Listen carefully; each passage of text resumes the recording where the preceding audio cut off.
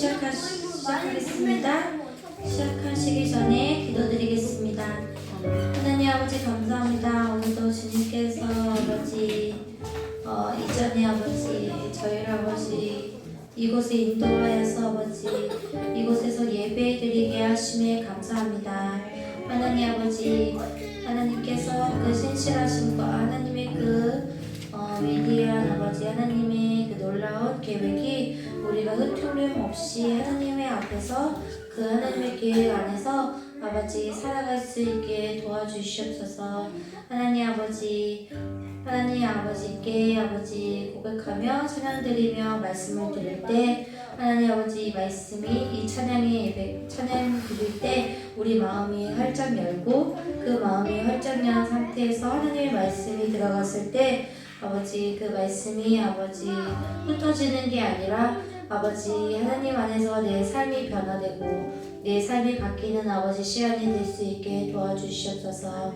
하나님 아버지 이 자리에 오고 싶어도 오지 못하는 모든 성도들에게 동일한 은혜를 주시고 아버지 그 외에 아버지 힘들고 어렵게 겪은 전국의 아버지 우리 지구에 사는 모든 아버지 민족들과 모든 아버지 그 하나님의 백성들이 하나님의 은혜로 하나님의 사랑으로 아버지 다시 일어나고 다시 살아날 수 있는 은혜의 시간이 될 수 있게 도와주시옵소서. 예수님 이름으로 기도드렸습니다. 아멘. 오신실하신 주 찬양드리겠습니다.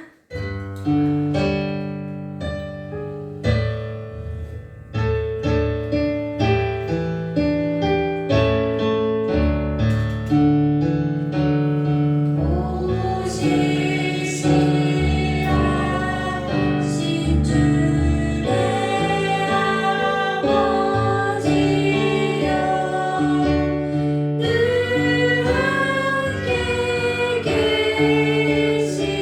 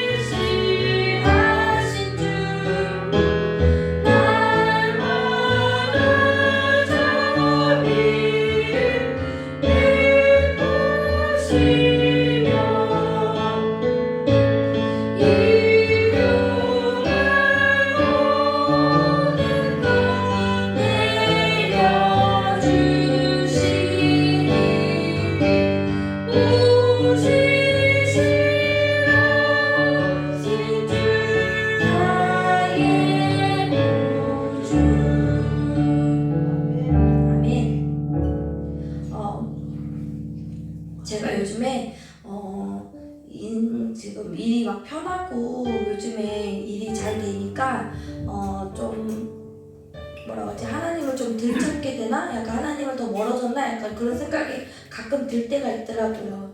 근데 그때 하나님 제가 그렇게 고민을 하고 있을 때 약간 성령님께서 저한테 왜 너는 나에 대해서 너무 특별한 걸 찾는 게 아니니? 라는 약간 그런 생각이 들더라고요.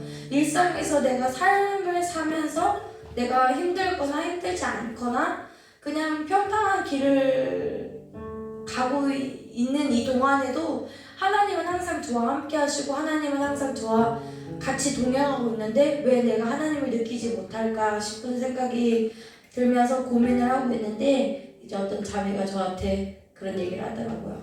말씀이 내 안에 말씀이 하나님의 말씀이 넘쳐 흐르면 내가 일상에 살면서 특별한 게 아니라 내 삶에 살면서 하나님을 느끼게 되는 것 같다라고 하더라고요. 그래서 내가 하나님의 말씀을 더 많이 깨닫고 더 말씀을 많이 읽어야 되겠구나 하는 생각이 들었습니다. 우리 성도님들도 혹시 이 지금 영상을 통해서든 여기서 예배드리는 모든 성도들이 혹시 하나님에 대해서 특별하게 하나님이 나랑 특별한 관계고 나랑 특별한 관계이긴 하지만 그 일상을 살면서 기적과 막 이적을 계속 찾고 있지 않나 그런 생각이 들더라고요. 그냥 인생을 살면서 내 삶 자체가 그냥 하나님과의 나와 함께 걸어가는 길인데 우리가 너무 특별한 걸 찾고 있지 않았나 라는 생각이 들면서 내가 평생 살면서 내 평생 사는 동안 주를 찬양하리 이 찬양을 골랐어요.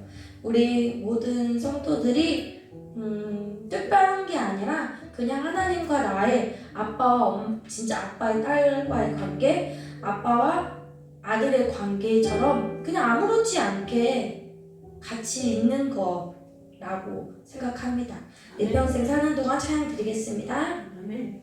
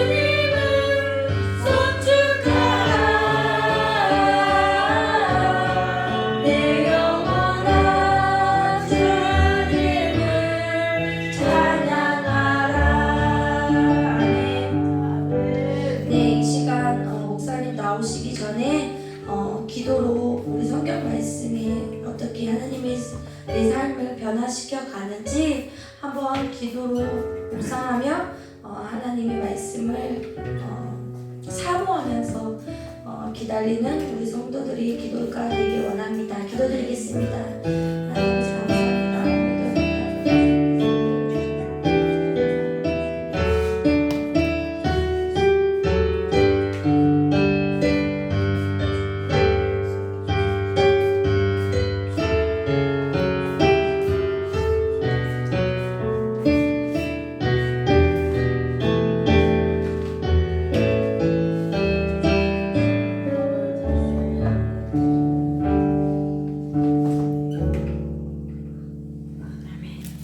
다 같이 사도신경 하심으로 신앙 고백하도록 하겠습니다. 전지와 천능을 하나님 싸우며 그 외에 우리 주 예수 그리스도를 믿사오니 이는 성령으로 잉태하사 공경여 오래 삼으시고 근데 빌라도에게 고난을 받으사 십자가에 못 박혀 주시고 장사한 지 3일 만에 중자 가운데서 다시 살아나시며 하늘에 오르사 전능하신 하나님 우편에 앉아 계시다가 저리로서 산자 죽은 자를 심판하러 오시리라. 성령을 믿사오며 거룩한 공예와 성도와 서로 된 것과 죄를 사하신 것과 오미다에 사는 것과 영원히 사는 것을 믿사옵나이다. 아멘. 우리 찬송 184장 부르시고 나서 우리 하나님 말씀 나누도록 하겠습니다.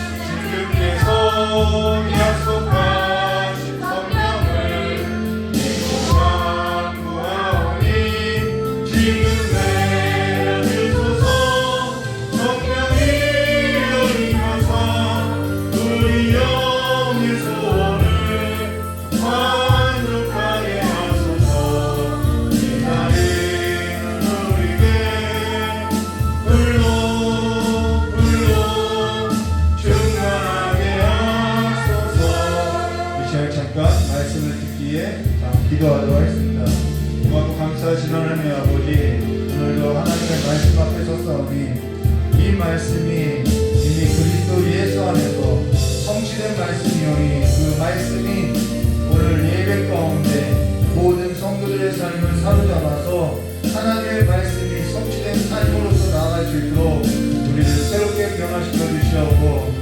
시간에 하나님의 영에 붙들려서 살아가는 삶으로서 새로운 삶의 질서가 오늘 예배 가운데 예배를 드리는 모든 성도님들 삶 가운데 넘쳐나게 하여 주시길 간절히 원하오며 되어주신 예수님의 이름으로 축복하며 기도드리옵나이다.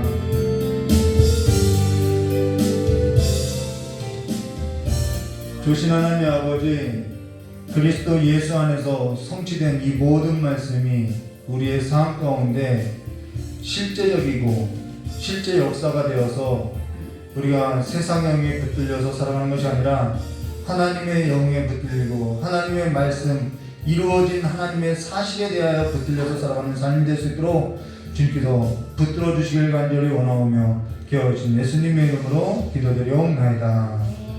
우리 열왕기하 2장 말씀 보도하겠습니다.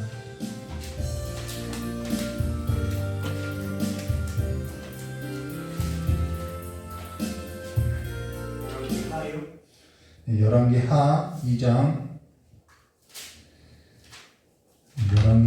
2장 1절에서 14절 말씀인데요. 12절과 14절까지의 말씀만 우리 합독하도록 하겠습니다. 열왕기하 2장 12절과 14절까지입니다. 열왕기하 2장 12절부터 14절까지 말씀을 함께 합독하도록 하겠습니다. 엘리사가 보고 소리 지르되 내 아버지여 내 아버지여 이스라엘의 병거와 그 마병이여 하더니 다시 보이지 아니하는지라. 이에 엘리사가 자기의 옷을 잡고 둘로 찢고 엘리야의 몸에서 떨어진 겉옷을 주워 가지고 돌아와 요단 언덕에 서서 엘리야의 몸에서 떨어진 그 겉옷을 가지고 물을 치매 이르되 엘리야의 하나님 여호와는 어디 계시나이까 하고 그도 물을 치매 물이 이리저리 갈라지고 엘리사가 건너니라. 아멘. 예, 오늘은 열왕기하 2장 1절과 14절 말씀 가지고 여호와는 어디 계시나이까 라는 제목으로 우리 함께 하나님 말씀 나누도록 하겠습니다. 잠 기도하도록 하겠습니다. 조신 하나님 아버지, 우리의 삶 가운데 이제는 하나님을 찾고 하나님께 붙들린 삶으로서 다시 한번 우리의 삶 가운데 하나님의 나라의 질서가 세워지게 하여 주시었고 하나님의 통치가 이루어진 삶으로서 다시 한번 모든 자들이 하나님 앞에 나와서 하나님의 말씀을 듣고 그 말씀에 힘을 얻고 살아가는 삶이 될 수 있도록 주님께서 복을 내려주시길 간절히 원하오며 기어오신 예수님의 이름으로 기도드리옵나이다. 예. 몇 년 전에요. 베델 선교센터, 부여에 있는 베델 선교센터에서 차고라니 목사님이 집회를 했는데요. 윌리엄 차고라니 목사님인데 제가 이름을 잘못 알고 있었어요. 알고라니 차고라니라고 이렇게 잘못 알고 있었는데요. 이 윌리엄 차고라니 목사님이 집회를 했는데요. 그때 열왕기하 2장 1절과 11절의 말씀을 가지고 이렇게 설교를 하게 됐다는 것입니다. 근데 그때 엘리사가 엘리야를 떠나지 않고 여러 지역을 쫓아다녔다고 하면서 여기 기록된 이 여러 지역에는 아주 깊은 영적인 의미가 있다라고 이렇게 설교했다라는 거예요. 그러면서 그 차고라니 목사님의 설교를 듣고 여기에 어떤 영적인 의미가 있는가 하면 너무 궁금해서 설교를 정말 집중해서 이렇게 듣고 있는데 거기에 있어서는 전혀 언급도 않고 설명도 해주지 않더라는 거예요. 1시간 넘게 설교를 들었는데 여기에 나오는 지역에 대해서 영적인 의미가 있다고 하는데 설명해주지 않더라는 것이죠. 그러면서 1시간 넘게 반복해서 설교했던 것이 뭐냐면은 외국분이거든요. 어게인 한국말 가끔 섞이면서 여러분이 실수해도 어게인 이것만 외치더라는 거예요. 근데 거기에 있어서 이렇게 번역해주는 분이 있죠. 통역해주는 목사님이 계속해서 다시 하라, 계속해서 다시 해라, 반복해서 다시 하라, 이 말만 계속해서 반복하면서 1시간 넘게 그냥 그 단어만 외쳤다라는 것입니다. 근데 그 말이 저에게 있어서 너무나도 큰 충격이었고 정말 하나님의 은혜였던 시간이었다라는 거예요. 그게 무슨 은혜가 됐을까라고 생각하겠지만은 지금도 저의 마음 가운데는 어게인 다시 일어나라, 다시 시작해라, 또 다시 일어나라, 또다시 시작하라 이 단어가 1시간 들었더니 마음에 새겨지더라는 거예요. 그러나 집에 돌아와서 궁금했던 것은 참을 수가 없죠. 이 성경 말씀을 연구하기 시작했다는 것입니다. 이 지역에 나온 그 영적인 깊이가 그분이 어떠한 영적인 깊이를 느꼈기 때문에 계속해서 다시 하라고 이렇게 외쳤던 것일까라고 연구하기 시작했다는 것이죠. 저도 이 신앙에 있어서는 욕심이 많이 있다는 것입니다. 그러면서 당시 엘리야가 떠나고 엘리사가 계속해서 엘리야를 따랐던 그 여러 지역에 있어서 찾아보기 시작했다는 거예요. 근데 아직 이 영적인 의미에 있어서 제 마음에 깊이 와닿지는 않았다라는 거예요. 지금도 마찬가지라는 거예요. 그러면서 아직까지 저의 마음 깊은 곳까지는 이렇게 내려와 있지는 않지만은, 그러나 이 말씀이 내가 알든지 못하든지 하나님의 그 깊은 여기서 말하고 있는 그 영적인 의미에 있어서 저의 삶 속에서 하나님께서 지금 붙들고 있구나, 내 삶 속에서 지금 이루어 주셨구나 라는 그 한 가지 사실은 분명하다라는 것입니다. 그러면서 또 한 가지 분명한 것은 당시 부흥 집회에 있어서 그 차고라니 목사님이 반복해서 들려줬던 단어 어게인 다시 또다시 시작하라고 외쳤던 그 설교가 저의 가슴 가운데 지금까지도 깊이 새겨져 있다는 것입니다. 사실 저는 설교 듣는 것을 매우 좋아한다는 거예요. 정말 좋아해요. 수요 예배에 있어서 마치고 영상이 올라가는 중에, 영상을 올리죠. 올리는 중에도 이게 몸을 씻고 나서도 다시 그 영상이 몸을 씻는 중에 다 올라가면은 그 영상, 예배 영상을 다시 보게 된다는 것이죠. 다시 보고 또 듣고 또 듣는다라는 거예요. 사실 세상 어떠한 것보다 저는 설교 듣는 것을 좋아한다라는 거예요. 사실 예배에 있어서 드리고 나서 세상에 있어서 저의 마음이 둔하여지거나 어두워지거나 어떠한 세상의 것으로서 빼앗기는 것을 싫어한다라는 것입니다. 간혹 저는 입에 어떠한 맛있는 음식이 들어오면은 입에 맞는 음식이 이렇게 저의 입에 들어오고 먹었을 때는 그 입에 감도는 음식의 맛을 오래 기억하고자 물도 잘 마시지 않는다라는 거예요. 그것처럼 말씀이든 설교이든 예배에 있어서 그 예배의 그 감격을 기억하고자 다른 것에 있어서 빼앗기지 않고자 반복해서 이렇게 찾아본다는 것이죠. 그러면서 사실 저는 예배 때 들었던 설교가 너무 이 좋은 음식과 같이 느껴져서 오래 기억하고자 다시 듣고 또 다시 듣고 어게인 한다라는 것입니다. 그리고 다시 새기고 또 새기고 또 찾고 또 찾는다라는 거예요. 그러면서 세상 것이 들어와서 내 안에서 섞이게 되는 것이 무엇보다도 싫다라는 것이죠. 심지어는 하루가 지났고 아침이 되어서도 그 은혜가 계속 내 삶 가운데 머물기를 원하여서 설교에서도 반복해서 계속해서 다시 듣고 곱씹는다라는 것입니다. 그만큼 설교를 좋아한다라는 거예요. 설교에 중독됐다고 할 만큼 이 하나님의 말씀이 그만큼 좋다라는 것이죠. 근데 지금 설교에 있어서 이게 쓰게 되면서 제가 설교에 있어서 작성하게 되면서 또 깨달은 것이 뭐냐면은 여러분 계속 묵상하다 보면요 꼬리에 꼬리를 물게 된다는 거예요. 그래서 깨닫게 된 것이 뭐냐면 그것이 하나님의 복이더라는 거예요. 이것이 하나님의 복이고 하나님께 복받은 자이구나 라는 것을 깨닫게 됐다는 것이죠. 시편 1편 1절과 2절 저 여러분이 잘 아는 말씀이죠. 복 있는 사람은 악인들의 꾀를 따르지 아니하며 죄인들의 길에 서지 아니하며 오만한 자리에 앉지 아니하고 오직 여호와의 율법을 즐거워하여 그 율법을 주야로 묵상하는 듯하라고 여기 묵상이 나온다는 것이죠. 이 묵상이라는 것은요 그냥 이렇게 하고 있는 것이 아니라는 거예요. 개가 막 뼈를 숨겨놓고 막 핥아먹듯이 계속해서 핥아먹는다라는 거예요. 그게 묵상이라는 거죠. 그가 그렇게 묵상하는 자가 하나님께 복 있는 자라는 거예요. 목마른 사슴이 시냇물을 찾아 헤매이듯이 헐떡거리듯이 마시는 것이 묵상이라는 것입니다. 그들이 복받은 자라는 거예요. 복 있는 자라는 것이죠. 저의 마음이 하나님의 말씀에 있어서 그렇게 복받은 자로 섰게 됐다는 것입니다. 설교에 있어서도 그렇고요. 예배에 있어서도 예배가 마치면은 세상의 물결이 내 안에 섞여 들어오는 것이 싫어서 너무 싫다는 거죠. 근데 중요한 것은 세상의 물결이 내 안에 들어오는 것이 싫은 것이 아니라 세상의 물결에 내 안에 섞여 들어오는 것이 싫다기보다는 사실 좋은 음식 먹는 것을 더 좋아해서 좋은 음식 먹는 것을 더 기억하고 싶어서 다시 기억하고 다시 기억하고 다시 찾는다라는 거예요. 음식이 맛있고 좋으니까 다시 찾게 되더라는 것이죠.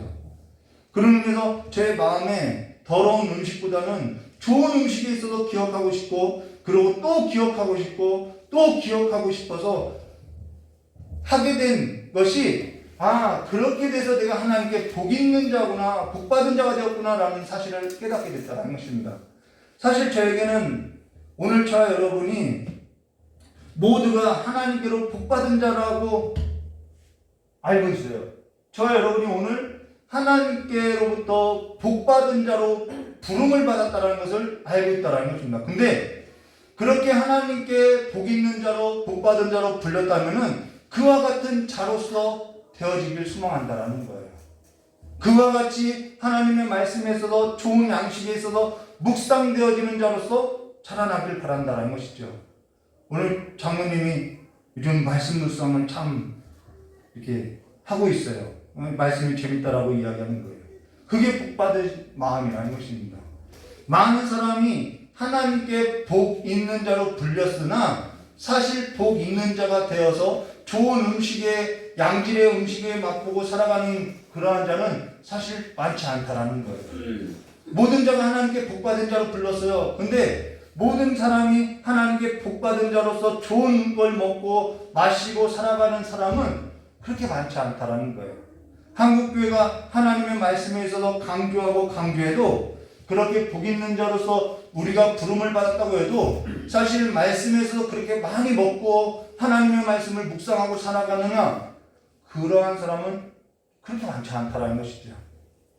성경을 덮고 신앙생활하는 분들도 많이 있다라는 것입니다. 그러면 여기에 있어서 우리 열왕기 하 2장 1절과 우리 함께 나눴던 14절까지의 말씀을 가지고 함께 나누도록 하겠습니다. 열왕기하 2장 1절 말씀 보시면은 여호와께서 회오리 바람으로 엘리야를 하늘로 올리고자 하실 때에 엘리야가 엘리사와 더불어 길갈에 나가더니라고 첫 번째 장소가 길갈이라는 거예요. 우리 길갈에 대해서 여러 번 설교했죠. 여기 여호와께서 회오리 바람으로 엘리야를 하늘로 올리고자 한다라고 이야기하는데요. 성경에는 세 사람이 하나님 죽음을 보지 않고 하나님과 동행하다가 하나님께서 하늘로 올렸죠. 창세기 5장 21절과 24절 말씀 보시면 에녹이 하나님과 동행하더니 하나님이 그를 데려가심으로 세상에 있지 아니하더라. 열왕기하 2장 1절과 11절 지금 저희와 함께 나누고 있는 이 열왕기하 2장 말씀에도 두 사람이 길을 가며 말하더니 불수레와 불말들이 두 사람을 갈라놓고 엘리야가 회오리 바람으로 하늘로 올라가더라 라고 말씀하죠. 그러고 사도행전 1장 9절에 이 말씀을 마치고 그들이 보는 데서 올려져 가시니 구름이 그를 가리어 보이지 않게 하더라 라고 에녹, 엘리야, 예수께서 하늘로 올려져 갔다라는 것입니다. 근데 여기 에녹이든 엘리야든 예수께서 하늘로 올라가셨을 때 반드시 무엇이냐면요, 시대적 배경이 있다라는 거예요. 시대적 상황이 있다라는 거예요. 그들이 하나님께로 올라갔어 라는 것에 멈추지 않고 에녹이든 엘리야가 예수님이든 이분들이 하늘로 올라가고 난 이후에 반드시 어떠한 시대적 상황이 있다라는 것입니다. 종말을 나타내고 있다라는 거예요. 심판을 나타내고 있다라는 것입니다. 우리가 그 종말과 그 심판에 있어서는 놓쳐서는 안 된다라는 거예요. 자, 그러면 여기 여호와께서 회오리 바람으로 엘리야를 하늘로 올리고자 하실 때 엘리야가 엘리사와 더불어서 길갈에 나가더니 라고, 어디에 나가냐면 이 길갈이라는 곳에 나간다는 것입니다. 저 여러분이 오래전에 여호수아를 강의할 때 길갈에 있어서 함께 나눴지요. 그리고 제 아내가 길갈에 있어서 개척을 하고 나서 3번, 또 전에 사역하던 그 시골 교회에서도 2번 이렇게 설교를 했는데요. 어떻게 기억하느냐? 앞서서 언급한 것처럼 저는 설교를 듣는 것을 굉장히 좋아한다는 거예요. 그래서 설교가 세상에 어떤 것보다 그런 것보다 이렇게 먹는 것보다도 더 좋은 것이 설교라는 거예요. 그래서 이렇게 기억된다는 것이죠. 맛집에 가서 좋은 음식을 먹으면 기억되고 또 단골이 되는 것처럼 저는 이 말씀에 있어서는 그렇게 단골이 되어진다는 것입니다. 그로 인해서 이 길갈이에 있어서 여러 차례 강조했는데요. 설교를 해왔는데 이 길갈이 무슨 뜻이냐? 물어보면 안 될 것 같고요. 이 길갈이 무슨 뜻이냐면요. 또 길갈이 어떠한 곳이냐면요. 여호수아서 요단강. 요단강. 요단강 근처에 있어요. 여호수아서 말씀해 보시면은 여호수아서 4장 1절과 5장 12절까지 보면은 이 길갈이라는 장소가 나오는데요. 이스라엘 백성이 광야를 지나 맞아요. 요단강을 마른 땅으로 건너고 나서 12돌을 취해서 12돌로서 영원한 기념을 세웠던 곳이 바로 이 길갈이라는 거예요. 그러고 그들이 여리고 성을 함락시키기 전에 이 길갈에서 뭘 했냐면 할례를 행했다라는 것입니다. 그래서 여호수아서 5장 8절과 9절에 이렇게 말씀하세요. 또 그 모든 백성에게 할례를 행하기를 마침에 백성이 진중 각 처소에 머물며 낫기를 기다릴 때에 자 여리고성을 치기 전이죠. 여호와께서 여호수아에게 이르되 내가 오늘 애굽의 수치를 내게서 너희에게서 떠나게 하였으므로 그곳의 이름을 오늘까지 길갈이라 하니라라고 길갈의 이름의 뜻이 나온다라는 거예요. 애굽의 수치를 너희에게서 떠나게 하였다. 애굽의 모든 수치 이걸 떠나게 했다라는 거예요. 이것이 길갈이라는 뜻이라는 것이죠. 저와 여러분의 그 애굽의 모든 수치가 떠났다라는 사실을 여러분 기억하시기를 주님의 이름으로 축원합니다. 영원한 이름으로서 기억되리라라는 거예요. 이들이 할례를 했다라는 것은 이들이 광야를 지날 때 할례를 행하지 못했다라는 거예요. 근데 할례라는 뜻은 어떠한 뜻이냐면 죽었다라는 뜻이라는 거예요. 너희 죽었다라는 거예요. 이들이 하나님하고 언약을 맺고 나서 하나님하고 맺었던 언약에 있어서 이들이 순종하지 못하고 불순종하여서 이들이 다 광야에서 죽게 됐다라는 거예요. 그러면은 이들이 죽음으로써 끝내야 하는데 이들이 죽지 않고 이들이 어디에 들어가게 되냐면 하나님의 약속하신 땅, 이 길갈은 하나님의 약속하신 땅 안에 있거든요. 그 땅 길갈에 들어가 있더라는 거예요. 이거는 하나님의 은혜로 들어간 것이라는 것이죠. 그래서 길갈이라는 것은 너희들이 완전히 죽었다. 애굽의 수치에 대해서 완전히 죽었다라는 거예요. 그러면서 이들이 광야를 지날 때 어떻게 했냐면은 이들이 왜 광야에 지날 때 왜 그렇게 가나안 땅을 바라보지 못했냐면은 늘 애굽을 생각했다라는 거예요. 우리가 애굽에 있었을 때는 그들이 애굽에 있어서 생각했던 그 모든 생각을 떨쳐버리지 못하고 부끄러움과 수치로서 하나님하고 맺었던 언약에 있어서 순종하지 못하고 광야에서 다 죽게 됐는데 지금 그들이 하나님의 은혜로 하나님께서 이들의 조상들에게 약속했던 땅을 밟고 서 있더라는 거예요. 그들로 하여금 그래서 너희들의 애굽의 수치가 다 지나가고 너희들은 이제 죽은 백성이야. 근데 다시 살아난 백성이야. 그 의미로서 할례를 하고 이 길갈이라는 이름을 붙여줬다는 것이죠. 이들 모두는 더는 애굽으로 돌아갈 필요가 없다라는 거예요. 애굽을 생각할 필요가 없다라는 거예요. 애굽으로 돌아가서도 안 되고 애굽을 바라봐서도 안 되고 이들은 이제는 하나님의 나라 안에서 하나님의 나라의 질서대로 살아야 한다는 것이죠. 그래서 우리 신명기서를 강의할 때 가나안 땅의 삶의 원리는 하나님께서 1년 내내 돌보시는 땅이라는 거예요. 그 땅은 비를 흡수하는 땅이라는 거예요. 비를 저장하는 땅이 아니라 비를 흡수하는 땅이라서 1년 내내 하나님을 바라보고 살아가야 할 땅이 가나안 땅이라는 거예요. 우리 신명기서 할 때 이야기 났죠. 적과 꿀이 흐른다는 것은 비옥한 땅인데 그 말 맞아요. 근데 정말 그 땅이 비옥한 땅이 되려면은 하나님의 질서대로 하나님을 바라보고 살아야 한다는 거예요. 애굽에서 이들은 나왔고 이들의 그 불순종함에 불구하고 하나님께서는 하나님의 나라에 이들을 불러들였다는 것입니다. 그래서 이들은 이제는 하나님의 그 뜻을 따라서 하나님을 바라보고 살아야 한다는 거예요. 애굽에 돌아갈 필요도 없어요. 애굽에서 돌아가도 안 돼요. 그래서 선지자들은 너희들은 애굽을 의지하지 말라고 애굽의 병과 말을 의지하지 말라고 이야기하고 있지요. 이들 모두는 지금 하나님께서 약속했던 하나님의 나라 안에 들어왔다라는 거예요. 새로운 나라의 질서대로 세워졌다라는 것입니다. 했다라는 것이죠. 저와 여러분도 마찬가지예요. 저와 여러분도 지금 그리스도라는 하나님의 나라에 들어와 있다라는 거예요. 애굽의 세상의 모든 수치가 예수 그리스도의 피로 다 씻겨지고 그리스도의 나라 안에 들어온 자라는 것이죠. 자, 그러고 나서 2절에 이렇게 말씀하고 있어요. 이런 영적인 의미가 있죠. 우리의 삶이 이것이 내가 마음으로 깨닫든 깨닫지 못하든 이것이 성취된 일이라는 것입니다. 자, 2절 말씀 볼까요? 엘리야가 엘리사에게 이르되 청하건대 너는 여기 머물라. 그냥 거기 머물러 살으라는 거예요. 여호와께서 나를 베델로 보내시니라 하니 엘리사가 이르되 여호와께서 살아계심과 당신의 영혼이 살아있음을 두고 맹세하노니 내가 당신을 떠나지 않겠나이다 하는지라. 이에 두 사람이 이제는 베델로 내려가고 있다는 거예요. 베델. 이때 차구라니 목사님이 가르쳐줬으면 이렇게 연구하지 않았을 텐데요. 그렇죠? 베델로 갔다라는 거예요. 베델이라는 것도 믿는 사람이라고 하면 너무나도 잘 알려져 있는 장소라는 거예요. 베델. 창세기 28장 1절과 22절에 야곱이 형 에서를 피해서, 이것도 하나님의 약속을 받았던 그 야곱이죠.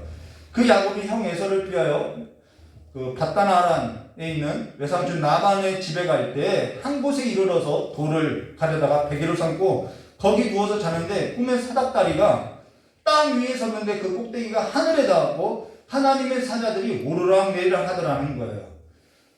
그로 인해서 거기서 하나님을 만나게 됐는데, 그때 그가 하나님을 만나고 나서 아침에 일어나서 베개로 삼았던 그 돌을 가져다가 기름을 붓고 하나님께 서원하기를, 창세기 28장 20절과 22절에 야곱이 서원하여 이르되 하나님이 나와 함께 계셔서, 여러분 이들은요 하나님, 그들이 섬기는 하나님이라는 것은 가정신이었다라는 거예요. 그래서 그 가정을 떠나면은 하나님이 함께하지 않을까라는 그런 생각을 갖고 있었는데, 하나님이 자기가 떠나는 그 길에 함께하더라는 거예요.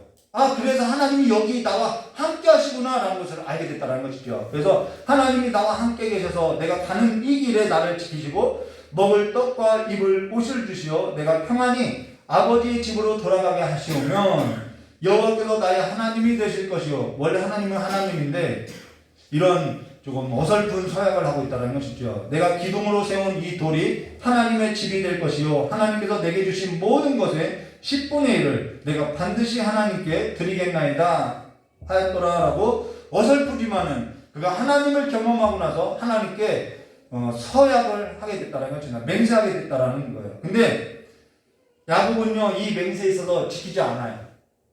지키지 않아요. 그러나 하나님께서는 언약에 있어서 성실하신 분으로서 그 언약을 신실하게 은혜와 진리로서 이루셨다라는 것입니다. 하나님께서 이루시더라는 거예요. 그래서 내가 기둥으로 세운 이 돌이 하나님의 집이 될 것이요 라고 했던 그 하나님의 집이라고 불려진 곳이 어디냐면은 하나님의 집. 이게 베델이라는 거예요. 이 베델이 어디에 있냐면은 하나님께서 약속하신 나라, 그 안에 이 길갈과 베델이 있다라는 거예요. 애굽의 수치를 다 지나갔지요. 그 땅은 하나님이 집이고 하는 하나님께서 함께 하시는 땅이라는 거예요. 이 그림이 그려지죠. 예수 그리스도의 나라, 저와 여러분이 어떻게 했냐면은 하나님 예수 그리스도의 피로써 우리의 모든 죄를 대신하시고 애굽의 모든 수치를 다 씻어주시고 우리를 하나님의 집, 하나님의 집에 거하는 백성으로서 삼아졌다는 것입니다. 이렇게 확장해서 지금 해석할 수 있다는 것이죠.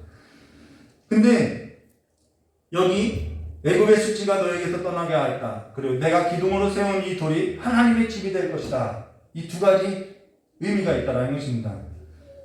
근데 여기 베델에는 선지자들이 있다는 거예요.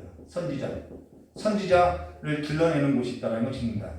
그래서 이들이 하나님의 나라에 머물고 하나님의 집이 있는 하나님께서 함께 하신 곳에 머물렀는데, 이 베델이라고 하는 곳, 하나님의 집이라고 하는 곳에는 선지자가 있었는데요. 3절 말씀 보도록 하겠습니다. 베델에 있는 선지자 제자들이 엘리사에게 하는 말이 뭔지 잘 들어보세요. 엘리사에게로 나와 그에게 이르되 여호와께서 오늘 당신의 선생을 당신의 머리 위로 데려가실 줄을 아시나이까. 자, 이들도 지금 알고 있다라는 거예요. 엘리야가 하늘로 곧 올라갈 거라는 것을 알고 있다라는 거예요. 근데 엘리사는 몰랐느냐? 낮 또한 아노니 너희는 잠잠하라라고 그 입 다물라라고 말하고 것입니다. 자, 엘리사도 알았고 베델에 있는 선지자들도 선지자의 제자들도 알았다라는 것입니다. 자, 그러고 나서 4절 말씀 보겠습니다. 엘리야가 그에게 이르되 엘리사야 청하건대 너는 여기 머물라. 자, 길갈에 머물르라고 했어요. 근데 머물르지 않아요. 베델에 머물러라. 머물지 않아요. 왜 그렇게 엘리사를 쫓아다니는지 모르겠다라는 것입니다. 그에게 이르되 엘리사야 청하건대 너는 여기 머물라. 여호와께서 나를 여리고로 보내시니라. 엘리사가 이르되 여호와께서 살아계심과 당신의 영혼에 살아있음을 두고 맹세하노니 내가 당신을 떠나지 않겠나이다 하니라. 그들이 여리고에 이르매 라고 이제는 여리고에 이른다라는 것이죠. 여리고. 여러분 여기 엘리야가요 엘리사에게 자꾸 너는 여기 머물르라고 하는데 엘리사가 나는 죽어도 여호와의 살아계심과 당신의 영혼에 살아계심을 두고 명세하는 난 당신을 떠나지 않겠다라고 왜 그렇게 쫓아다니냐는 거예요. 이 쫓아다니는 것은 강요가 아니죠. 강제로서 하는 것도 아니에요. 이거는 자원하고 있다라는 것입니다. 엘리야가 자원하고 있다라는 거예요. 우리 결론에 가서 이 자원하는 마음에 있어서 좀 볼 건데요. 그가 자원하고 있다라는 거예요. 결단하고 자원하고 있다라는 거예요. 자, 이 여리고에서도 그럼 보면요. 여호수아서 2장 1절부터 6장 무려 2, 3, 4, 5, 6 5장에 걸친 꽤 긴 본문에 이 여리고에 관해서 기록되어 있는데요. 이 여리고 성읍을 무너뜨릴 때 엿새 동안은 한 바퀴씩 돌고 일곱째 날에는 7바퀴 돌았다라는 거예요. 그리고 이 여리고는요. 여호수아서 6장 1절에 이스라엘 자손들로 말미암아 여리고는 굳게 닫히고 출입하는 자가 없었다라고 아주 굳게 닫힌 성읍이라는 것입니다. 근데 여호수아서 6장 18절과 21절 너희는 온전히 바치고 그 바친 것은 여기 온전히 바치라는 것은요 죽여서 바치라는 거예요. 살아서 바치라는 것이 아니라 죽여서 바치라는 거예요. 너희는 온전히 바치고 그 바친 것 중에서 어떤 것이든지 취하여 너희가 이스라엘 진영으로 바치는 것이 되게 하여 고통을 당하게 되지 아니하도록 오직 너희는 그 바친 물건에 손대지 말라. 죽은 것에는 손대면 안 되죠. 은금과 동철 기구들은 다 여호와께 구별될 것이니 그것을 여호와의 곳간에 드릴지니라 하니라. 이에 백성이 외치고 제사장들은 나팔을 불매 백성이 나팔 소리를 들을 때 크게 소리를 질러 외치니 성벽이 무너져 내린지라. 백성이 각기 앞으로 나아가 그 성에 들어가 그 성을 점령하고 그 성 안에 있는 모든 것을 온전히 바치되 남녀노소 소와 양과 나귀를 칼날로 멸하니라 라고. 온전히 바친다라는 것은 죽인다라는 거예요.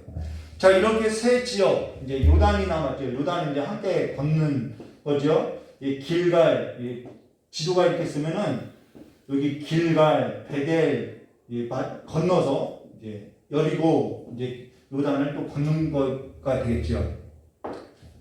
자, 근데요, 이 세 지역에 있어서 엘리야는 엘리사에게 계속 머물러 있으라라고 하는데 엘리사는 엘리야에게 여호와께서 살아계심과 당신의 영혼에 살아계심을 두고 맹세하니 내가 떠나지 않겠다라고 계속해서 따른다라는 거예요. 이건 자원하여서 따랐다라는 거예요. 자기 의지라는 거예요. 자기 의지. 근데도 여기에도 여리고에도 선지자들의 제자들이 있었다라는 거예요. 여기도 선지자 학교가 있었다라는 거예요. 5절 말씀 보면요. 여리고에 있는 선지자의 제자들이 엘리사에게 나아 이르되 여호와께서 오늘 당신의 선생을 당신의 머리 위에 데려가실 줄을 아시나이까 하니 엘리사가 이르되 나도 아노니 너희는 잠잠하라 라고. 이들도 베델 선지자의 제자들이나 여리고 선지자의 제자들에게 있어서 같은 말을 하고 이들도 알고 있다고 하는데 엘리사는 나도 아니까 잠잠하라 나는 따르겠다라고 말한다라는 거예요. 그러고 나서 6절과 8절 말씀 드렸습니다. 엘리야가 또 엘리사에게 이르되 청하건대 너는 여기 머물라. 여리고에 머물라는 거죠. 여호와께서 나를 요단으로 보내시니라 하니 그가 이르되 여호와께서 살아계신과 당신의 영혼에 살아계심을 두고 맹세하노니 내가 당신을 떠나지 아니하겠나이다 하는지라. 이에 두 사람이 가니라. 선지자의 제자 50명이 가서 멀리 서서 지켜보는 거예요. 관망하는 거죠. 바라보매 그 두 사람이 요단가에 서 있는데 엘리야가 겉옷을 가지고 말아 물을 치매 물이 이리저리 갈라지고 두 사람이 마른 땅 위로 건너니라. 자, 모세만 건넜던 거 아니에요? 엘리야만 건넜던 거 아니죠? 엘리야와 엘리사도 건넜다라는 것입니다. 자, 홍해하고 요단하고 차이점에 있어서 여러 번 말했죠. 홍해는 세례와 같다라고 이야기했죠. 근데 요단을 건넜다는 것은 지난날에 이 광야 시절에 불순종했던, 그래서 우리가 죽게 되었던 그 모든 삶에 있어서 수치를 다 뒤로하고 하나님의 약속에 들어간 것, 그래서 내가 하나님의 나라의 질서대로 사는 것, 그것이 요단을 건넌 것이고, 홍해는 내가 애굽에서 죽고 이제는 하나님으로부터 살아가겠다는 그 결단, 세례와 같은 것이 홍해라고, 홍해를 건넌 사건과 요단을 건넌 사건의 차이가 있다라고 이야기했다는 것입니다. 그러고 나서 9절과 11절 말씀 보도록 하겠습니다. 건너매 엘리야가 엘리사에게 이르되 나를 내게서 데려감을 당하기 전에 내가 내게 어떻게 할지를 구하라. 엘리사가 이르되 당신의 성령이 하시는 역사가 갑절이나 내게 있게 하소서. 이거 얻으려고 따라다녔다라는 거예요. 근데 이렇게 말했을 때 엘리야가 뭐라면 10절에요. 이르되 내가 어려운 일을 구하는 거다. 그러나 나를 내게서 데려가시는 것을 내가 보면 그 일이 내게 이루어지려니와 그렇지 않으면 이루어지지 아니하리라 하고, 이거 예수님께서도 이 말씀을 하셨죠. 내가 올라가는 것으로 인해서 너희가 더 기쁘게 될 거라고 이야기했다는 것입니다. 두 사람이 길을 가며 말하더니 불수레와 불말들이 두 사람을 갈라놓고 엘리야가 해오릿바람으로 하늘로 올라가더라. 자, 여기서 엘리사가 엘리야를 따라다녔던 근본적인 이유가 어디냐면 당신의 성령이 하시는 역사가 내게도 갑절이나 있게 하소서라고 구했다라는 거. 이거 구하려고 따라다녔다는 거예요. 엘리야가 근데 그 말을 듣고 내가 어려운 일을 구한다라고 이야기했죠. 그러면은 당신의 성령이 하시는 역사가 갑절이나 내게 있게 하소서라는 그 구하는 것이 어렵다는 것이냐? 과연 무엇이 어려운 일이라는 거예요. 우리는 성령을 구하는 것이 어렵다라고 이야기하고 있으니까 이것이 그와 같이 어려운 일이라고 생각한다는 것이죠. 그러나 엘리사가 어찌하여서 엘리야에게 당신의 성령이 하시는 역사가 갑절이나 내게 있게 하소서라고 구했냐는 거예요. 예전에는 저는 성령 충만하면은 복을 받는다고 해서 막 문제 해결, 요즘에 성령 집회하면 대부분 은사 집회, 문제 해결 뭐 이쪽으로 가는데요. 이런 것 되어서 내가 조금 권위 있고 좀 다른 사람보다 좀 나아 보이고 특별해 보이고자 이 성령 충만을 좀 의도치 않게 불건전한 의도로서 이 성령 충만을 구한 적이 있었다는 것입니다. 근데 그런 것이 아니라는 거예요. 그리고 당신의 성령의 역사를 갑절이나 내게 있게 하소서라는 것은 장자의 몫으로서 2배를 구한 것이 아니라는 거예요.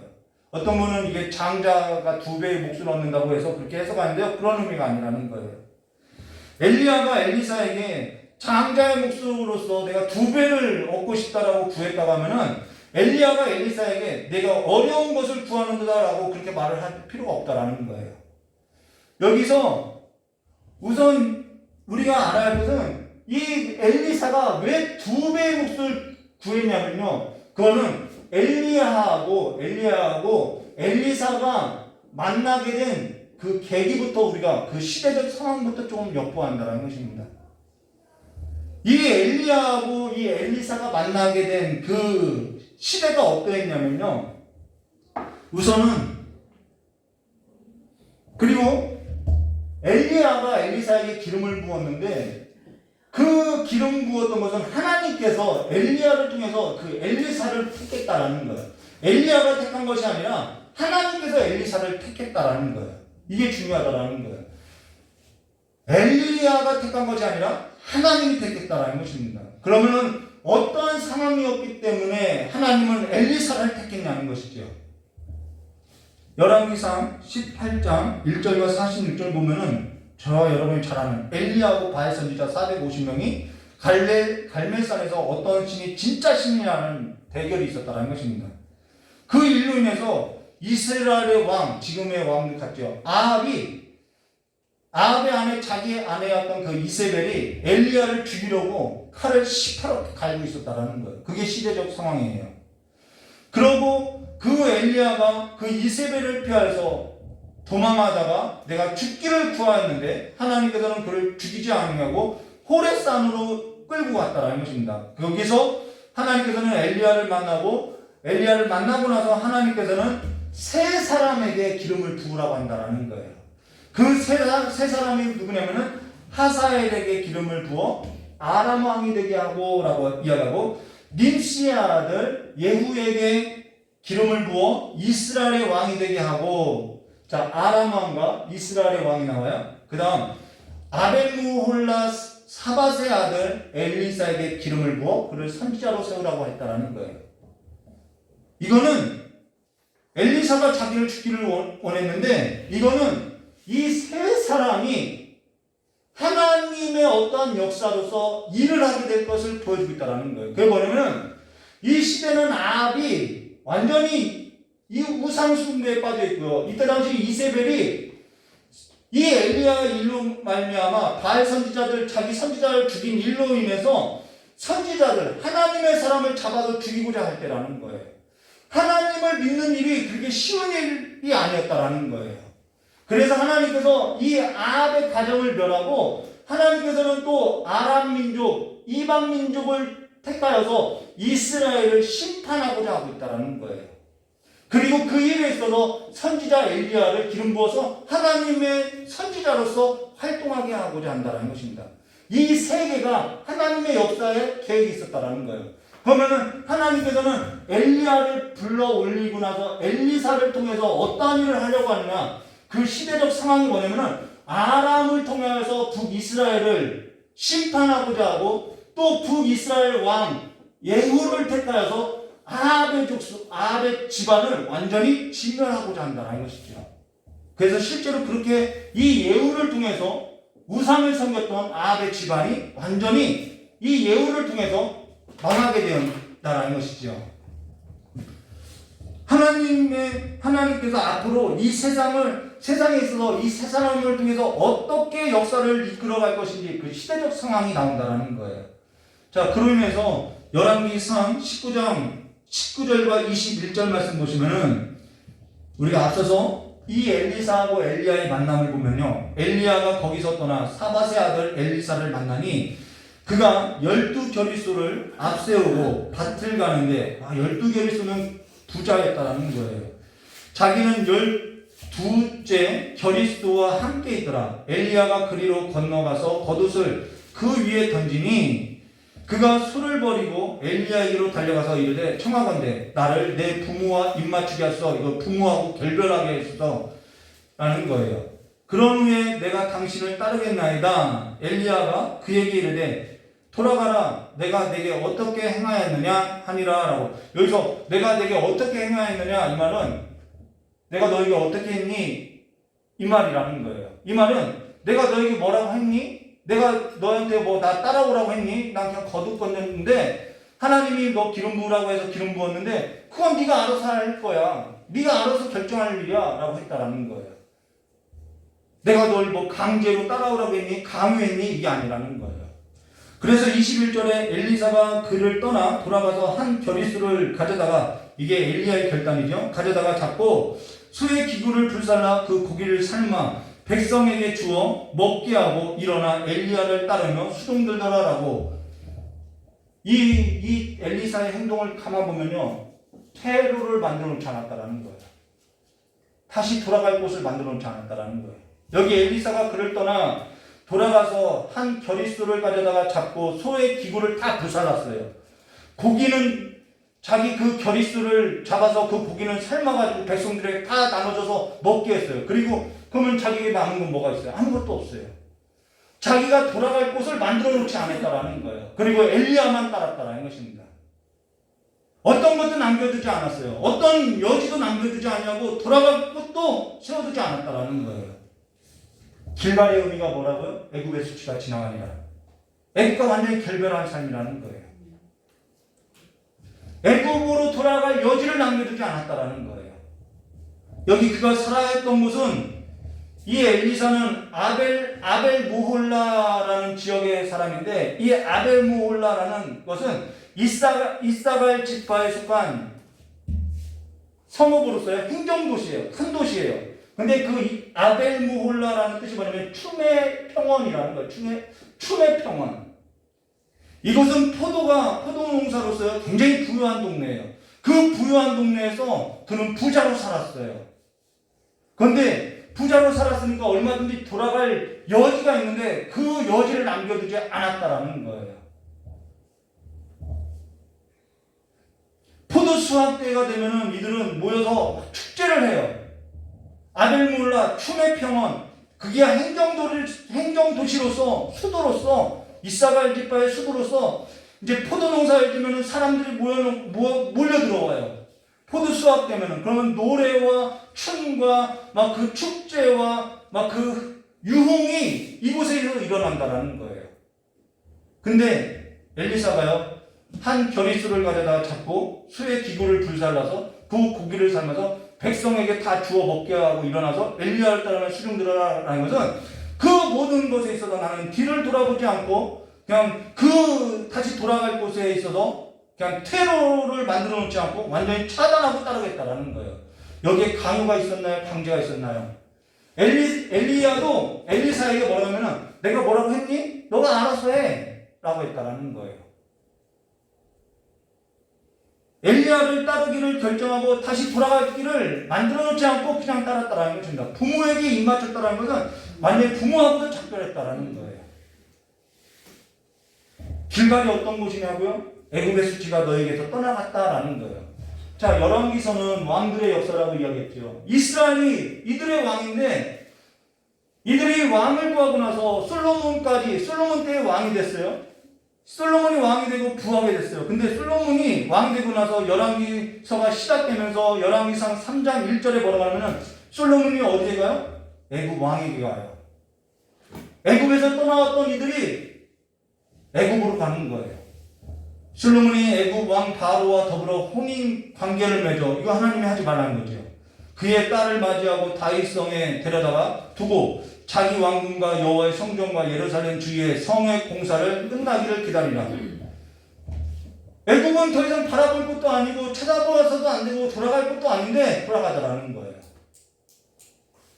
이렇게 비교해서 이야기를 해주고 하나님의 메시지를 이렇게 이야기해 주는 거예요. 그러고 열왕기상 10장 28절과 29절에 가면은 뭐하죠? 말과 병거를 많이 두지 말라고 했는데 솔로몬의 말들은 애굽에서 들어왔으니 왕의 상인에게 값주고 산 것이라. 애굽에서 들어온 병거는 한 대에 은 600세겔이요 말은 한 필에 150세겔이라. 이와 같이 햇사람의 모든 왕과 누구에게 팔아요? 아람 왕들에게도 그것을 되팔기도 했다라고 말한다는 거예요. 아람하고 동맹 맺었다라는 거예요. 아람 왕들이 그에게서 병거를 사서 이제는 아람 왕들이 강성해지게 되었다라는 거예요. 이게 솔로몬 때 애굽을 의지해서 벌어진 일이라는 거예요. 당시 병거라는 것은 전쟁에 있어서 강력한 무기라는 거예요. 그런데 그것이 이 이스라엘에게 있어도 올무가 됐다는 것입니다. 하나님께서 병거와 말을 의지하지 말라고 했는데 솔로몬 때에 와서 솔로몬이 애굽에 내려가고 애굽을 의지하고 애굽으로부터 병거와 말을 사들이고 아람 왕들에게 병거를 팔고 불을 챙겼다는 거예요. 베델은 어떤 곳이죠? 하나님의 집이에요. 그런데 거기서 어떠한 일이 벌어졌냐면요. 솔로몬 때가 지나서 그의 아들 로보암과 여로보암이 갈라지고 북이스라엘과 남유다로 갈라지고 나서 열왕기상 12장 31절과 32절에 그가 또 산당들을 짓고 레위 자손이 아닌 보통 백성으로 제사장을 삼고 일곱째 달이 아니죠. 여덟째 달 곧 그 달 5째 날에 절기를 정하여 유다의 절기와 비슷하게 하고 제단에 올라가서 베델에서 그와 같이 행하여 그가 만든 송아지에게 제사를 드렸으니 그가 지은 산당의 제사장이 베델에 있더라라고. 여로보암 때 와서 이 베델에 금송아지를 세웠다라는 거예요. 그래서 하나님의 선지자가 나타나서 이 제단이 망하게 될 것이라고 선언했다라는 것입니다. 여러분, 하나님의 집에 우상이 들어왔다라는 거예요. 하나님께서 지금 이들이 무슨 짓을 하고 있는 건가요? 하나님의 집에 들어와서 하나님의 나라 안에 들어와서 지금 이들이 무슨 짓을 하고 있냐는 거예요. 하나님께서 그들의 조상에게 약속한 대로 그들에게 있어서 애굽의 수치를 떠나가게 하고 애굽을 바라보지 않고 너희들이 얼마든지 나를 바라보고 살아갈 수 있다고 했는데 그들을 또 그들이 절대로 그들의 공로로서 들어올 수 없는 하나님의 나라 안에 하나님께서 들이시고 그들에게 복을 주시고 여러 민족 가운데 그들을 세웠다라는 거예요. 근데 그들이 애굽으로 돌아가고 여러 민족이 섬겼던 다른 신들을 섬기며 그들의 문화를 따르며 하나님을 버리고 살다라는 거예요. 그러고 이스라엘 왕 아합의 아내 이세벨은요, 하나님의 사람 엘리야를 죽이려고 했고, 하나님의 선지자들을 죽이려고 했고, 그로 인해서 하나님께서는 이방 사람 아람 왕에게 하사엘에게 기름을 붓고 님시의 아들 예후에게 기름을 부어서 지금 심판하시고자 한다는 거예요. 그리고 이스라엘 백성이 여로보암 때부터 거짓 교사, 보통 백성을 제사장으로 삼았던 그 거짓 교사를 따라서 거짓된 예배에 있어서 하나님께서 이 엘리사를 통하여서 하나님의 메시지를 선포하게 하려고 하고 있다는 것입니다. 우리가 이 시대적 상황을 좀 봐야 한다는 거예요. 지금 엘리사가 엘리야에게 당신의 성령이 하시는 역사가 갑절이나 되게 있게 하소서라는 것은 장차 이 나라가 더 힘들어지게 된다는 거예요. 더 어려워진다는 거예요. 당신의 성령이 하시는 역사가 갑절이나 되게 있게 하소서라는 것은 그와 같이 아니하면은 장차 이 나라에서는 이 민족 가운데서는 신앙을 지키고 살기가 더 어렵게 된다는 것을 말해준다는 것입니다. 그로 인해서 머물러라고 해도 머물 수 없겠다라는 거예요. 근데 여기 베델에 있던 선지자가 잘 보세요. 베델에 있던 선지자들과 여리고에 있던 선지자들이 뭐라고 하냐면 그들의 제자들까지도 뭐라고 하냐면 오늘 당신의 선생을 당신 머리 위에 데려가실 줄 아시나이까? 라고 이야기하더라는 거예요. 이 말은 뭐냐면은 하나님께서 당신의 선생을 당신의 머리 위에서 데려가실 줄 아니까? 라는 이 말은 아니 왜 이렇게 그렇게 무모하게 지금 따라다니고 있냐 이 말이라는 거예요. 지금 하나님께서 당신의 선생님을 데려가실 것인데 왜 그렇게 귀찮게 저렇게 그렇게 따라다니고 있냐는 거예요. 어째서 그렇게 무모하게까지 따라다니냐는 거예요. 그러니 여기 머물러서 더 좋은 걸 하라는 거예요. 여기 더 편한 것 있고 여기 더 부유한 것 있고 여기 더 쉽게 살 수 있는 길이 있는데 더 재밌는 것이 있고 더 즐거운 것이 있는데 무엇을 하라고 무엇을 얻으려고 그렇게 무모하게 따라다닙니까? 라고 한다라는 거예요. 그러면서 진짜 신앙을 지키고 살아가는 것이 앞으로는 더 어렵게 되라는 것이죠. 그냥 적당히 하면 되는데 저렇게까지 따라다녀야 하느냐고 이야기하더라는 거예요. 그러니까 지금도 그 모양 그대로더라는 것이죠. 지금 시대는 여러분 에녹이 하나님과 동행하고 나서 올라갔어요. 그리고 나서 무엇이 있었나요? 노아의 홍수가 있었지요. 엘리야가 올라가고 나서 무엇이 있었나요? 하나님께서 아람 민족과 예후를 통해서 이스라엘을 심판하고자 하고 있지요. 그 심판의 경고에서 엘리사를 통해서 하나님의 메시지를 듣게 하고 있다는 것입니다. 예수님께서 올라가시고 나서 성령으로서 역사했지요. 그런데 이 땅에 있어서는 또 다른 악의 영들의 역사들도 있다는 거예요. 이러한 시대적 상황이 우리의 삶 가운데 있다는 것을 보여주고 있다는 것입니다. 그러면서 12절과 14절에 이렇게 말씀하고 있어요. 엘리사가 보고 소리를 지르되 내 아버지여 내 아버지여 이스라엘의 병거와 그 마병이여 하더니 자 엘리사가 솔로몬 때 이들이 의지했던 애굽의 병거와 마병을 부르는 것이 아니에요. 이스라엘의 병거와 그 마병이여 라고 하는 거예요. 다시 보이지 아니한 자 이에 엘리사가 자기 옷을 잡아 돌로 찢고 엘리야의 몸에서 떨어진 겉옷을 주워가지고 돌아와 요단 언덕에 서서 엘리야의 몸에서 떨어진 그의 겉옷을 가지고 물을 치며 이르되 엘리야의 하나님 여호와는 어디 계시나이까 하고 그도 물을 치매 물이 이리저리 갈라지고 엘리사가 건넌지라 라고 내 아버지여 이스라엘 병거와 그 망병이여 엘리야의 하나님은 어디 계시나이까 여기 내 아버지여 이스라엘 병거와 그 마병이야 라는 것은 엘리야의 하나님 이스라엘 하나님 그분은 어디 계시나이까 찾고 있다라는 거예요. 하나님의 나라에 있어서 병거와 마병이라는 것은 하나님이 내게 있어서 가장 강력한 무기라는 거예요. 애굽의 병과 마병이 무기가 아니라 하나님만이 내게 있어서 이 시대에 있어서 살아갈 수 있는 가장 강력한 힘이 됩니다라는 고백이라는 거예요. 다른 길 없다라는 거예요. 장차 살아갈 방법도 다른 길이 없다라는. 그래서 엘리사는 그 하나님께로부터 부름을 받았을 때 기름 부음을 받고 테러를 만들어 놓지 않았다라는 것입니다. 오늘 한국 교회는 다른 길이 너무 많아요. 다른 방법이 너무 많아요. 너무 무모하게 하나님을 믿지 말라라는 길, 그러한 다른 방법의 삶, 그게 너무 많아요. 적당하게 세상도 즐겨하고 적당하게 세상을 알아야 한다고 이야기하고 있어요. 그렇게 해서 세상 가운데서 어떻게 살 거냐고 이야기하고 있어요. 그로 인해서 지금 한국교회는 이 모양 이대로라는 것입니다. 저와 여러분이 그리스도의 피로 죄사함을 받아서 그리스도의 나라 안으로 들어와서 그리스도인이 되어도 하나님이 아닌 성령이 아닌 다른 걸 의지하고 애굽을 바라보고 가나안의 문화, 이방의 문화를 따르고 그러면서 무모하게 그렇게까지 믿을 필요 없다라고 한다면은 우리는 다른 길을 걷고 있는 삶이라는 거예요. 이거는 강요한 것도 아니고 강제할 수 있는 문제도 아니라는 거예요. 저와 여러분이 강요해서 여기까지 왔고 강제해서 여기까지 왔다는 삶으로서 살아간다면은 우리의 마음이 다시 한번 하나님의 복받는 심령으로 마음으로서 바뀌어져야 한다는 것입니다. 에녹은 여기 엘리야가 너는 여기 머물러라. 그래서 머물러야 하는 것이 아니죠.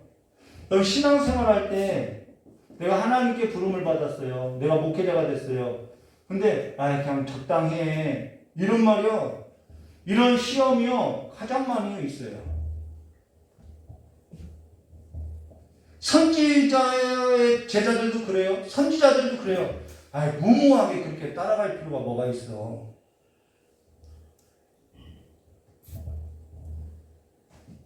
적당히 해. 이것이 만연되어 있다는 것입니다. 근데 에녹이 하나님하고 동행하고 나서 하늘로 올라가 나서 무엇이 있었냐면 세상에는 물로 심판이 있었고요. 엘리야가 하늘로 올라가고 나서 이방 민족으로 인한 심판이 있었고요.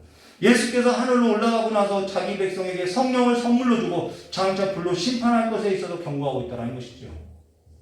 근데 지금 저와 여러분이 애굽에 내려간 자와 같이 애굽을 동경하고 애굽을 바라보고 거긴 돌아갈 것도 아닌데 이방 문화를 따르고 하나님을 버리고 축제와 술과 그 유흥에 삶을 보내고 적당히 하나님도 섬기고 내가 빛과 어둠을 함께 섬기고 있다고 한다면 그것이 다른 길이라는 거예요.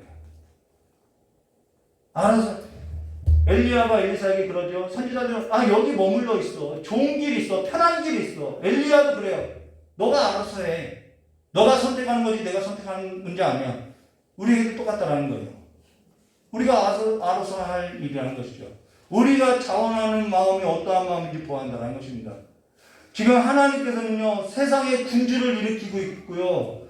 이 땅에는 이 땅에는 전쟁과 기근과 전염병으로서 경고되어 있는데도 불구하고 그냥 적당하게 섬기면 된다라고 다른 길을 말하고 있다는 것입니다.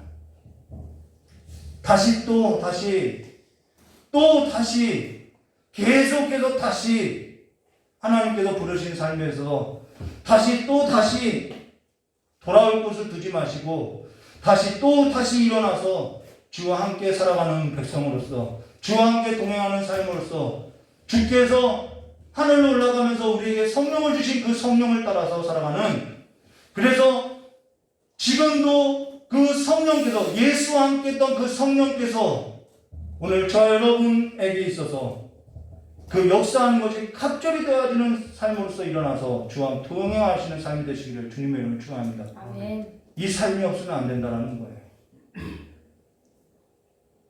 요즘 저희 어머니에게 계속해서 매일 빠지지 않고 기도를 받고 있어요. 한날 저희 아내가 왜 오빠는 다 병도 나았는데 불안해서 기도를 받고 있는 거야? 라고 묻더라는 거예요. 그래서 저희 아내에게 이런 말을 했어요.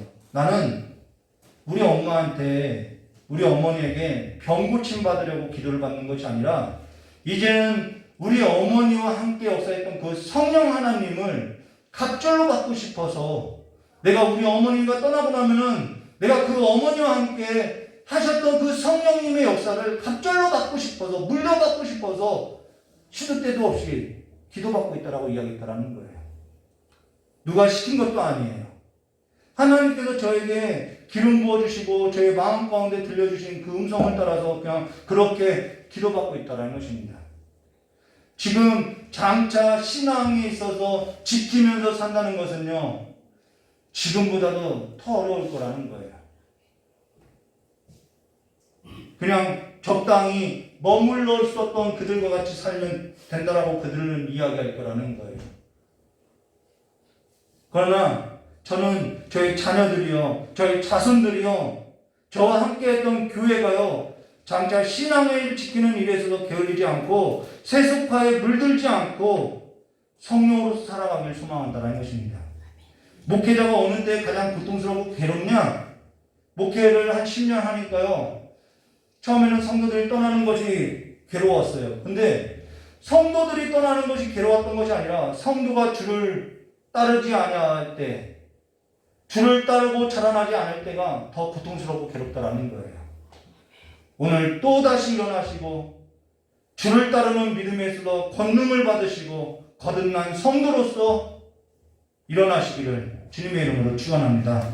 같이 기도하도록 하겠습니다. 고맙고 감사하신 하나님 아버지, 우리의 마음이 하나님께 복받은 자가 되었사오니 이제는 복받은 자들로서 다시 일어나고 또 다시 일어나고 7번 넘어져도 8번 주님을 붙들고 일어나는 믿음의 사람으로서 하나님의 능력을 입고 살아가는 삶이 될 수 있도록 주 역사해 주시었고, 많은 자들이 그 신앙에 있어서 지켜내지 못하고 게을러지고 머물러지고 무모하게 따르는 것이 아니라라고 이야기할 때 우리의 마음이 강하여져서 그들의 말을 따르는 것이 아니라 우리와 함께 하시는 그 하나님을 따라서 일어나는 백성들이 될 수 있도록 주여 역사해 주시길 간절히 원하오며 기억하신 예수님의 이름으로 축복하며 기도드리옵나이다.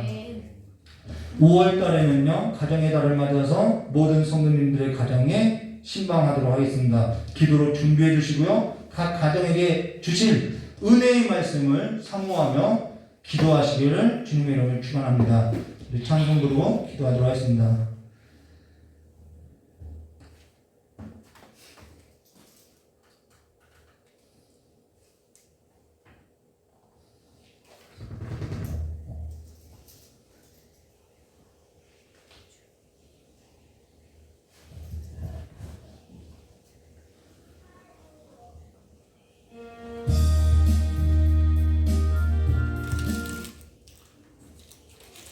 이게 아닌데? 오.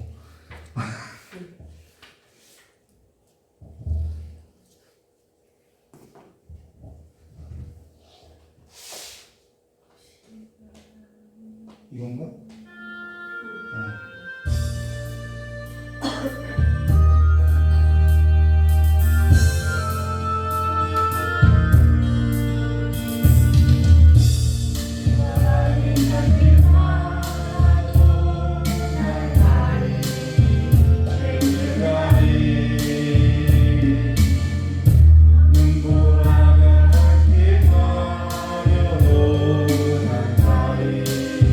주의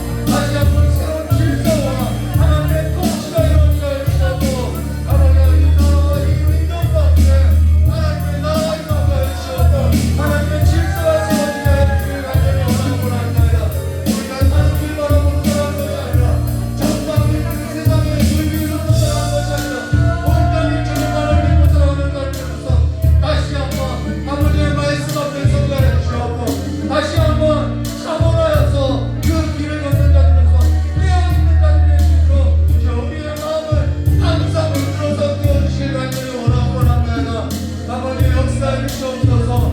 세상의 분양들이 일어나서 아버지의 그 많은 기권들을 있어서 대적하고 아버지의 나라에서도 통치를 받기를 거절하고 아버지의 자신들의 나라를 세우려는 그 악의 영들에 있어서 주님께서 멸하여 주시옵고 그 무리들을 하나님께서 심판하여 주시옵고 하나님의 나라의 온전한 질서를 세워주시도록 그 역사에 주시기 하기를 원합니다. 아버지 이제는 교회 위에 아버지께서 머리가 되어주시고 힘이 되어주시고 주님의 백성 가운데에서도 하나님께서 머리가 되어주셔서 그들의 마음을 주관하여 주시옵고 그들의 생각을 주관하여 주셔서 아버지께서 다스려주시는 그 하나님의 나라의 질서를 살아갈 수 있도록 그 역사에 주시옵고 이제는 신앙을 지키며 믿음을 지켜내는 사람들이 있어서 날마다 주님 앞에 공부하는 자들로서 살아갈 수 있도록 주님 한번 다시 한번 서기가 주시기를 원합니다. 주여 우리를 새롭게 해주시옵소서. 주여 우리를 새롭게 해주시옵소서. 오직 우리는 믿음으로 말미암아 산다고 하셨사오니 우리의 삶이 다시 한번 믿음 위에 서게 하여 주시옵소서. 믿음을 따라 살게 하여 주시옵소서. 하나님의 영에 있어서 끝까지로서 영광을 받은 자들로서 온전히 주님 앞에 따르는 자들을 주시고 주여 역사해 주시옵소서. 주님께서 하늘로 올라가시고 그의 성령을 우리에게 보내사오니 이제는 날마다 성령을 구하고 날마다 성령을 따라서 하나님의 나라의 영예로서 지배를 받고 살아오는 삶이 될 수 있도록 새롭게 해주시기 간절히 원합니다. 주여 역사해 주시옵소서. 주여 새롭게 해주시옵소서.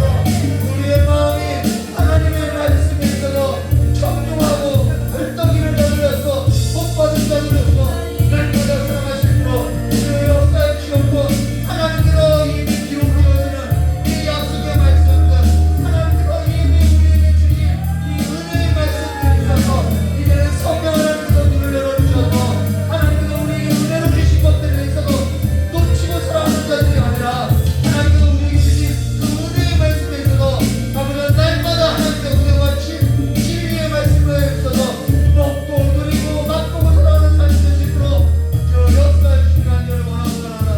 믿음 더하여 주시옵소서. 우리에게 믿음을 더하여 주시옵소서.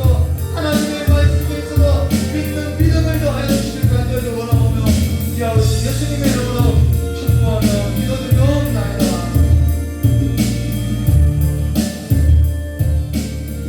조신하는 아버지 교회의 머리가 되어주신 주님께서 이 교회 위에 하나님의 영을 충만하게 부어주심으로 말미암아 이 세상 가운데 어린 이 교회가 하나님의 나라로서 하나님의 질서로서 살 수 있도록 주님께 역사해 주시옵고 모든 성도의 그 삶 가운데 믿음을 더해 주시고 때로는 무모한 길 같아도 때로는 길이 없는 것 같아도 하나님께서 우리에게 주신 그 성령을 따라서 하나님의 자녀된 길로 걸어갈 수 있도록 믿음 더해 주시옵고 이제는 세상에 칼을 들여놓고 아버지 여기 머물러서 편안하게 적당하게 살아가는 것이 아니라 우리의 모든 테러를 다 차단하여서 아버지 오직 주님만을 바라보고 살아가는 삶으로서 하나님의 나라의 질서가 우리의 삶 가운데 아버지가 펼쳐질 수 있도록 저 역사해 주시옵고 아버지께서 그의 아들이 이 땅 가운데 계실 때 성령님께서 함께하셨던 그것보다도 아버지께서 그 아들의 영으로서 우리에게 성령을 보내주셨으니 아버지 그 성령의 역사가 아버지가 각 사람의 믿는 자들의 마음 가운데 하나님의 살아계심의 역사로서 일어날 수 있도록 저 역사해 주시옵고 하나님의 성령이 함께하시는 그 표적이 그 말씀들이 아버지 우리의 삶 가운데 아버지가 눈에 보이는 현실로서 일어나게 하시길 간절히 원하옵나이다.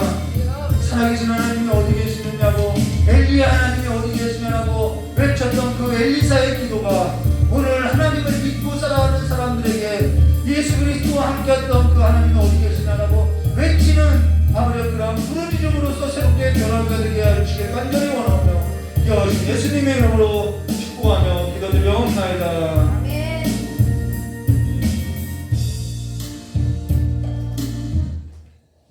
우리 찬송하면 부르고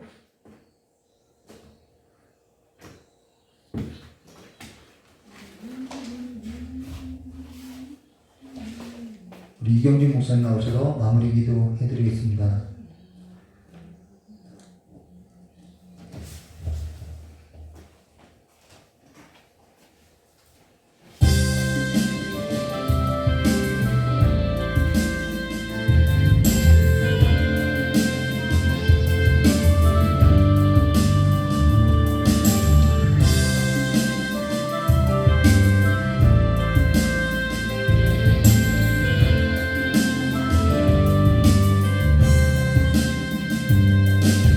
주님 다시 오실 때까지 나는 이 길을 가리라.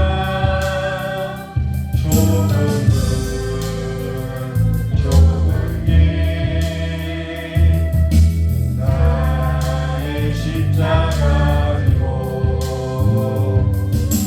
나의 가는 이 그래서 나는 주님을 보리라. 영광을 내 주님 나를 맞아주시리라. 주님 다시 오실 때까지 나는 일어나 달려가리라. 주의 영광 온 땅 덮을 때 나는 일어나 노래하리. 내 사랑하는 주님 온 세상 부르시라. 내 사랑하는 주님 영광의 왕이시라. 우리 이경민 목사님 나와서 성금 기도와 마무리 기도해 주십니다.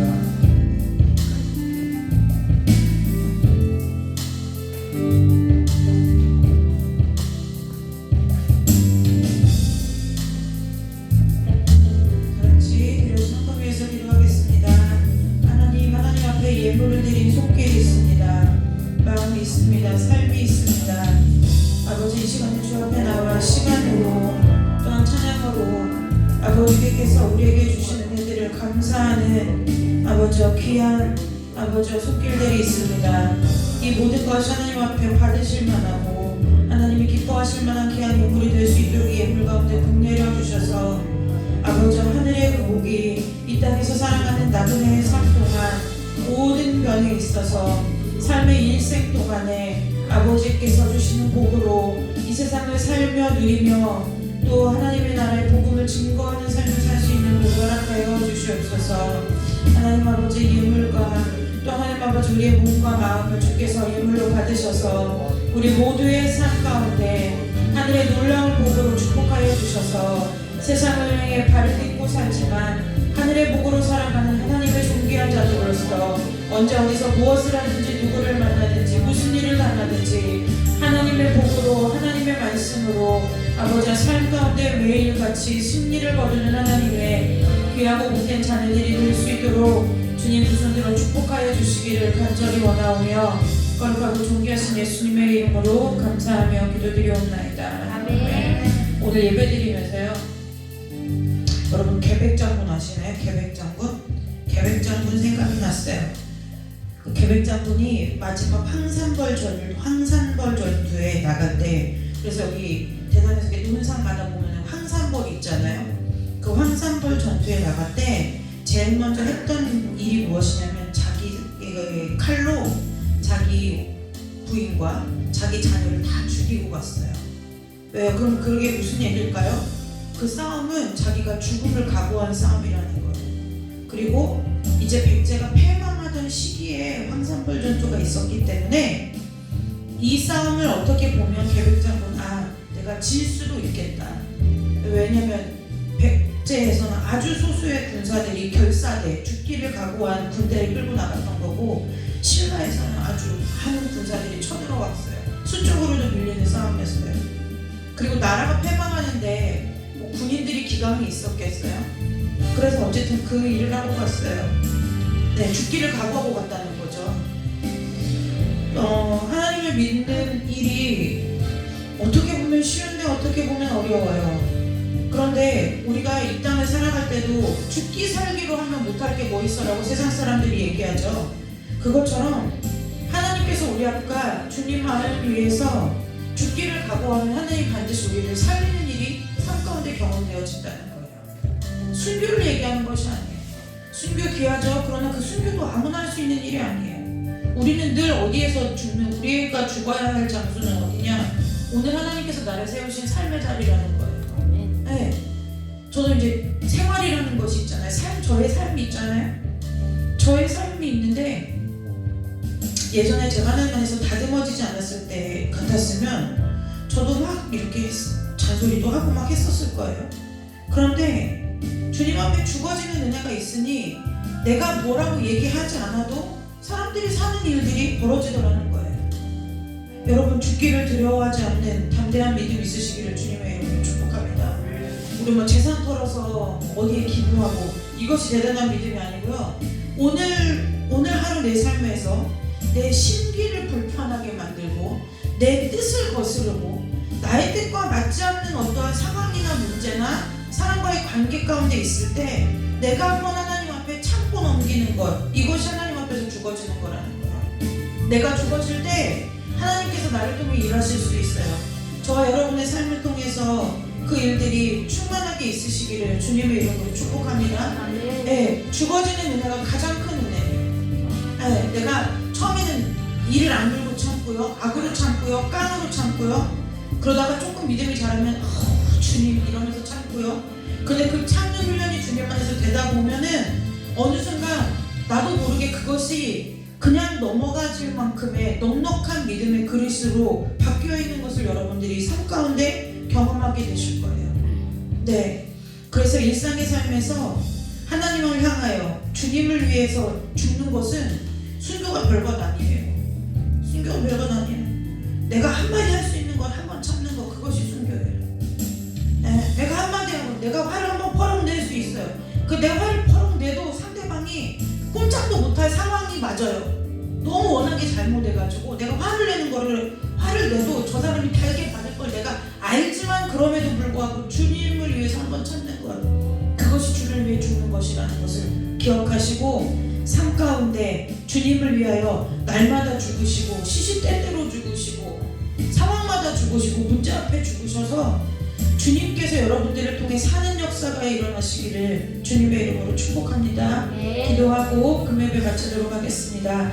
하나님 아버지, 주를 위하여 죽는다고 매일 찬양도 하고 주를 위하여 살겠다고 매일 기도도 하고 말씀을 읽고 묵상할 땐 나도 오늘은 주님을 위해 살아야 되겠다고 하지만 막상 내가 죽어지지 않아서 하나님께서 내게 베풀어 주신 하루하루의 삶 가운데 죽어지지 아니하는 우리의 모습을 다시 한번 보게 하시니 감사합니다.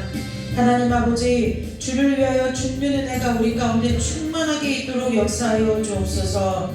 오늘 말씀을 듣고 주의 이름을 부르며 부르짖어 기도하고 이 교회 성전문을 열고 나갈 때 다시 예전에 죽지 않은 나로 돌아가는 삶이 아니라 이제는 세상 가운데서도 주를 향하여 죽어져서 이제는 살아도 주를 위하여 죽어도 주를 위하여 살아가는 삶으로서 세상 가운데 설 수 있도록 우리 귀한 성도들을 주께서 친히 안수하여 주시고 복 주시기를 간절히 원하옵나이다.